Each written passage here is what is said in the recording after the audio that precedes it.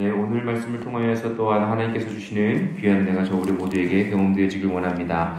어제의 말씀 가운데서 이제 예루살렘 성전이 무너질 것에 대해서 말씀하시고 또한 이제 마지막 세대 가운데에 일어나는 일들에 대해서 말씀하시면서 너희가 끝까지 버티어라, 끝까지 견뎌내어라 라고 예수 그리스도께서 말씀하셨습니다.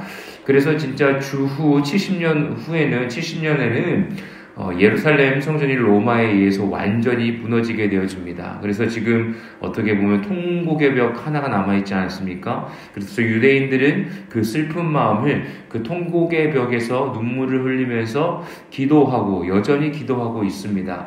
어찌 보면요, 그들의 상징성이었던 예루살렘 성전이 무너진다는 것, 다윗 왕 때의 통일 왕국의 힘을 경험하였고 복을 경험하였고 또한 솔로몬 시대 때의 그 성전을 건축하였음에도 불구하고 또한 그들이 바벨론의 포로가 되어지고 그리고 또 흑암의 시간들을 보내고 예수 그리스도가 오셨는데 그 메시아가 당연히 그 성전을 다시 재건축하고 그 성전을 다시 유대인들의 것, 하나님을 예배할 수 있는 장소로 왕으로 생각하셨는데 무너진다고 말씀하시니 그들의 마음이 혼돈이 되었던 것이죠.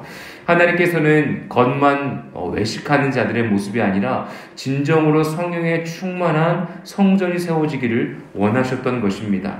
그래서 마지막 때에 오늘 말씀에도 보면 이제 일어나는 일들에 대해서 말씀하셨습니다.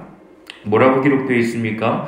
그 멸망의 날 가운데에 이제 너희들이 조심해야 할 것이 15절과 16절에 보면 지붕 위에 있는 자들은 내려가지도 말고 집에 있는 무엇을 가지러 들어가지도 말며 밭에 있는 자는 겉옷을 가지러 뒤로 돌이키지 말지어다 라고 말씀하고 계십니다.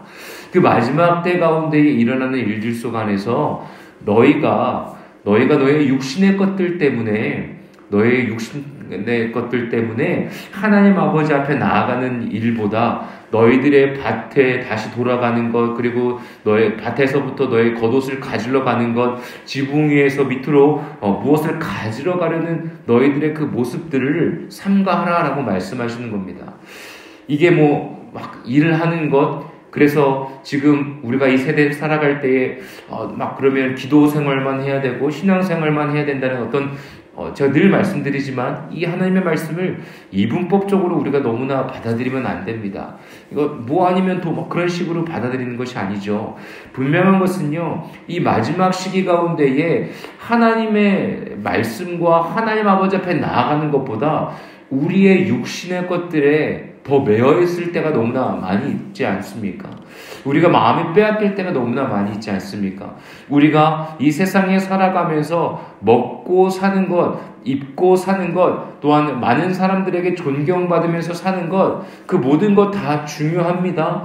하지만 그것보다 더 중요한 것은 여호와 하나님께서 우리의 삶 가운데에 주인이 되어주시고 또한 마지막 때가 올 것인데 그때에 우리가 그것을 알아채지 못하고 우리의 연약함으로 인해서 여전히 육신의 것에 매여있는 삶을 살지 말 것에 대해서 강조하고 말씀하고 계시는 겁니다. 이 말세의 때에 일어날 일들에 대해서 말씀하시고 무화과나무 비유에 대해서 말씀하시지 않습니까? 28절부터 말씀하시는데 잎이 많아지고 가지가 연하여지면 이제 여름이 되었다라는 것을 너희가 알지 않느냐라고 말씀을 시작하십니다. 그것은 이제 마지막 때가 어느 때인지 일어나는 일들을 이제 그 자연스러운 현상들을 통해서 너희가 알 수 있을 것이다 라고 말씀을 시작하시는 것이죠. 그렇게 보면 지금 이 시대뿐만이 아니라 이미 오래전부터 일어나는 이 세상의 모든 일들이 악을 향해 치달아가고 있지 않습니까? 예수 그리스도의 십자가를 향하여서 우리가 나아가는 삶을 사는 것이 아주 손가락질 당하고 바보 같은 인생이지 않습니까? 많은 사람들은 한 방을 노리지 않습니까? 많은 사람들이 이 세상에서 좀 더 편하게 먹고 살기 위하여서 우리의 모든 초점과 에너지가 맞춰져 있지 않습니까? 예수 그리스도의 말씀을 사모하는 그 열정과 그 하나님 때에 하나님을 내가 정말 예수 그리스도가 다시 이 땅 가운데 오셨을 때에 그때는 우리가 생각보다 많이 우리의 삶 속에 염두하지 않고 살지 않습니까? 주님께서는 그것들을 2000년 전에서 제자들에게 이미 말씀하시고 강조하고 계셨습니다. 그리고 또 이렇게 말씀하십니다. 17절 18절입니다. 그날에는 아이 벤 자들과 젖 먹이는 자들에게 화가 있으리로다. 이 일이 겨울에 일어나지 않도록 기도하라. 아이가 벤 산모, 생명을 갖고 있는 산모, 그리고 또한 그 아이가 태어나서 젖먹이가 있는 자들에게 화가 있다는 것이 이게 하나님의 뜻입니까? 그렇지 않습니다.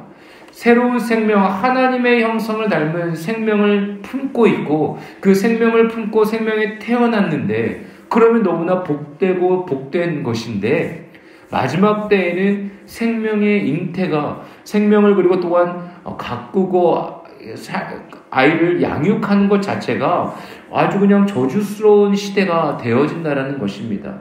그러한 날이 일어나지 않도록 너희가 추운 겨울에 일어나지 않도록 기도하라는 것입니다. 계절이 변하여서 아무리 춥고 힘든 또한 계속 계절은 변하겠지만 언젠가는 그러한 날이 올 것인데 너희가 그런 날이 일어나지 않도록 너희가 기도해야 한다라고 말씀하고 계십니다. 이러한 환난의 날들이 우리의 삶 속에 언제 올지는 그 아무도 알지 못합니다. 어찌 보면요. 주후 70년 전에 예루살렘 성전이 실제적으로 완전히 함락되어서 무너져 버렸습니다.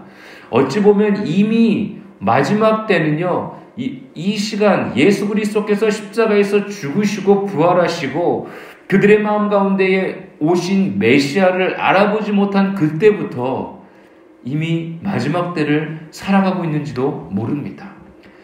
우리가 정말 중요한 것은 이때가 마지막 때인가? 그래서 하나님의 아들이신 예수 그리스도 재림회가 언제인가? 그래서 막 수많은 사람들이 막 날짜를 막 계산하고 성경을 막 연구하면서 이때쯤에 오실 것이다. 제가 분명히 기억합니다. 제가 초등학교 2학년 때인가요?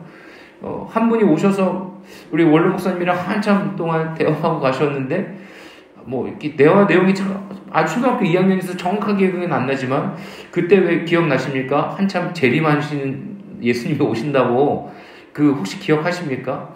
이러면서 막 얘기하시다가 그런 날 오지 않습니다. 라고 했던 분이 이렇게 뉴스에 나오시더라고요. 제 기억에는 정확하게 맞는지는 모르겠지만 그때 몇 월 며칠 몇 시에 휴가가 된다 막 하면서 한참 동안 이슈가 됐던 적이 있습니다. 그것은 어떻게 보면 하나님에 대한 권위에 도전하는 것입니다. 그럴 이유가 없는 것이죠. 우리는 그냥 예수 그리스도의 말씀 가운데 거하며 우리에게 주어진 오늘의 삶을 최선을 다하여 주 여호와 하나님의 영광을 위하여 살아가면 되는 것입니다. 마지막 때요. 그 때를 향하여서 두려워할 것이 아니라 하나님께서 저와 우리 모두에게 허락해 주신 생명 가운데에 빛 되신 주 예수 그리스도의 다시 오는 날 우리가 영광 중에 임할 그 은혜의 때를 기억하면서요.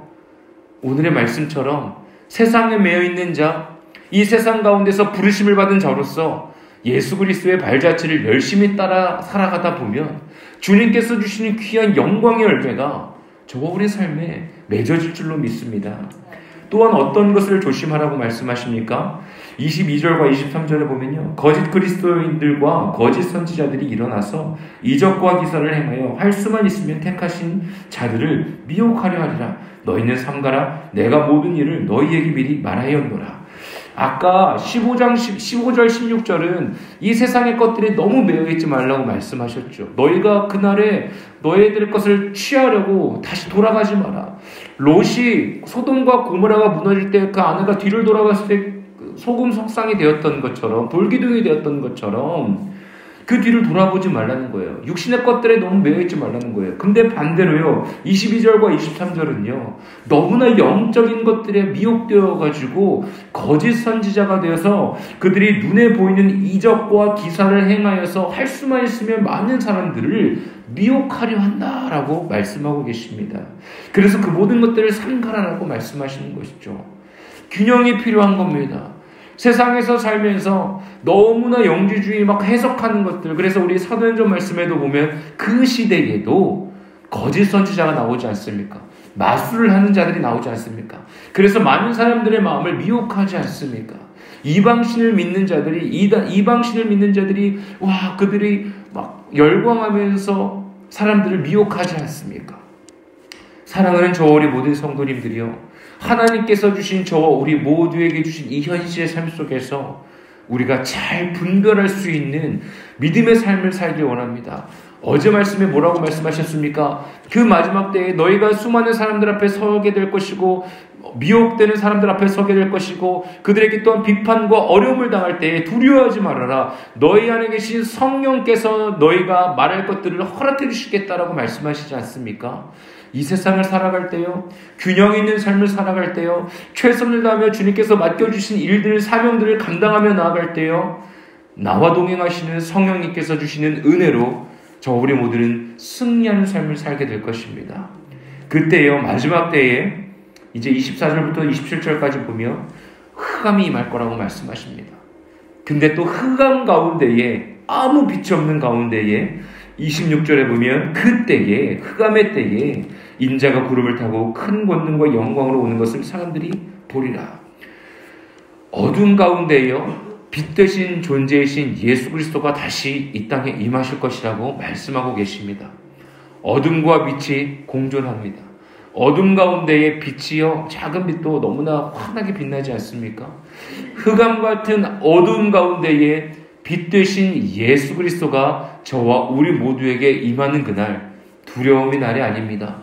기쁨과 감사함의 날입니다. 십자가를 지시고 그 길을 향하여 나아가시는 예수 그리스도께서 제자들에게 마지막 때의 메시지를 전하고 계십니다. 다시 오는 날이 언제인지는 전혀 알 수가 없습니다. 저 우리 모두는 유한한 존재로서 무한한 존재이시고 위대하신 여호와 하나님의 계획하심을 우리가 어떻게 손꼽아 기다리면서 계획을 우리가 알 수 있겠습니까?